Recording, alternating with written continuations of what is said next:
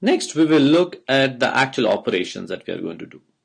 The first operation we are going to do is we are going to fetch instructions. This is what your processor does. Fetching instruction will involve reading that instruction from the instruction memory and updating the PC to hold the address of the next instruction. So the program counter is a register which is going to always hold the value of the next instruction you are planning to execute. So as you can see in the figure here, the program counter, the value from the program counter goes to an ALU, to which you add a value of fixed value of 4 all the time, and the output of this ALU is going to be PC plus 4.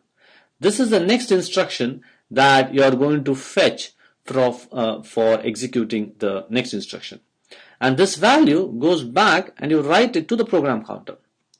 So you do PC plus 4 and write the value to the PC. Now this PC value is the address that you're going to fetch from the instruction memory, and you provide the address. The output of this is going to be the 32-bit instruction. Now program counter most often is updated every cycle, so it will not need an explicit write control signal.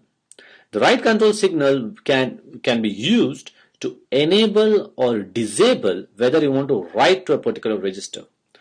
For the program counter, we will not need one because program counter is updated every clock cycle.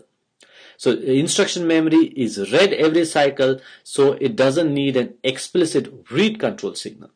So the two ways to understand this is the PC is written every cycle, so we don't have a write control signal. The instruction memory is read every cycle, so we don't need a read control signal.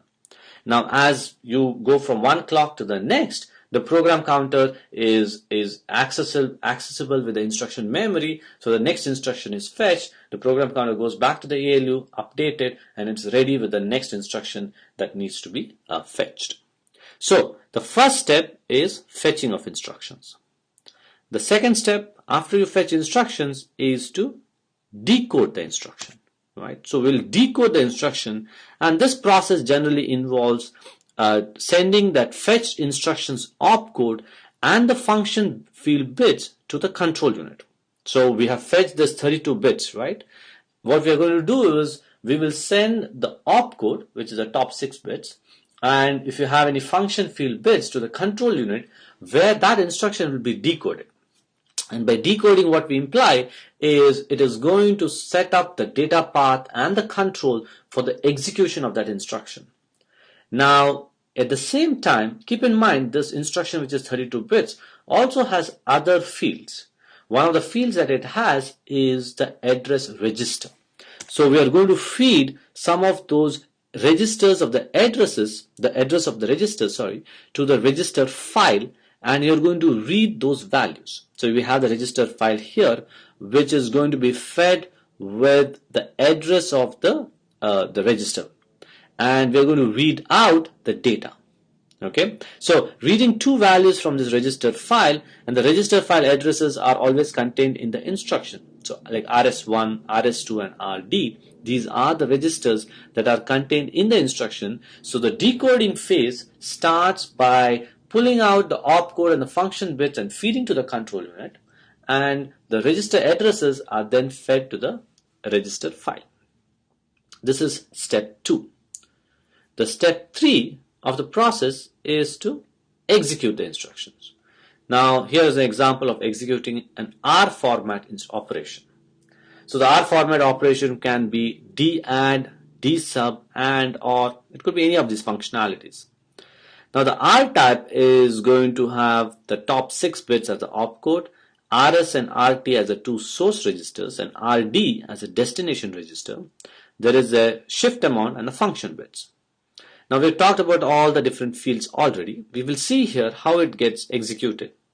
So if you look at this, the instruction that is to be executed is fed. The RS and RT are fed as the read register addresses, and RD is fed as the register that we want to write to. Now because this register file is going to be written sometimes and not always, we are going to have a register write signal to it, enable. so that we'll enable the write and disable it when we don't want to write to the register file. The two read data 1 and read data 2 are fed as the inputs to the ALU. The ALU is fed with the ALU control. These bits are decoded by the control unit when the opcode is received, and that control signal is fed to the ALU, and ALU is going to operate as like add the two register read data 1 and read data 2, or subtract or do some operation on these two data.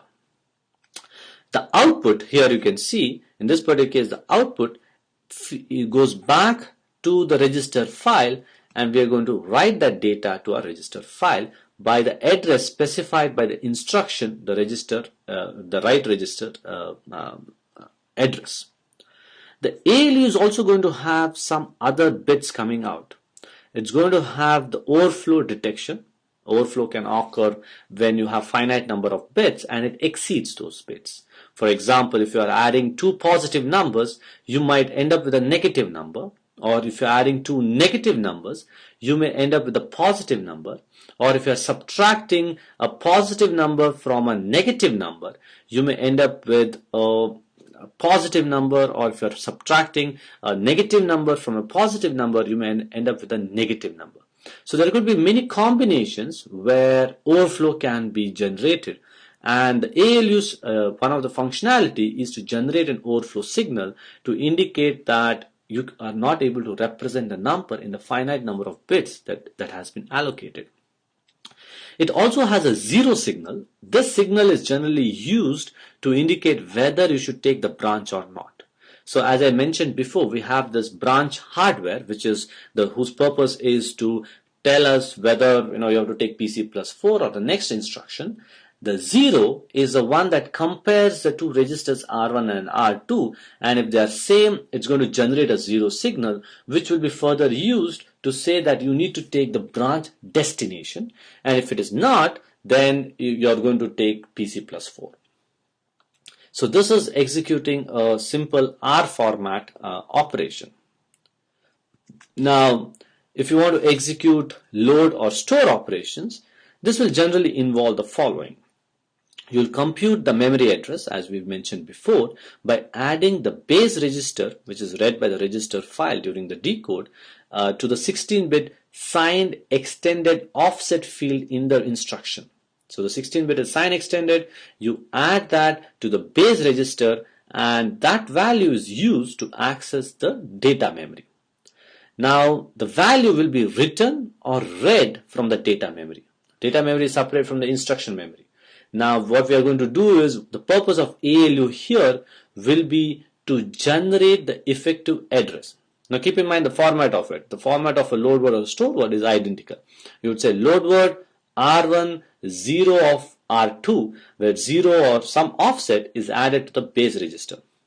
So the way this is going to work is, one of the inputs to the ALU, keep in mind, one of the inputs to the ALU, as shown in this red dotted line, is connecting the read data 1 to the input of the ALU. The second input is a 16-bit offset, which is sign extended. So this 16-bit offset is already embedded in the instruction itself.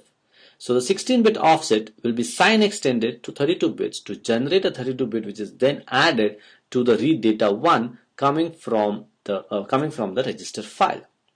The sum of this is the effective address, which is then fed to the data memory. That is the address from which we are going to access values. Now the read data, the output of this, for example in a load word case, data is read from the memory, and that data is then fed to the write data port of the register file. The address is specified again in the instruction.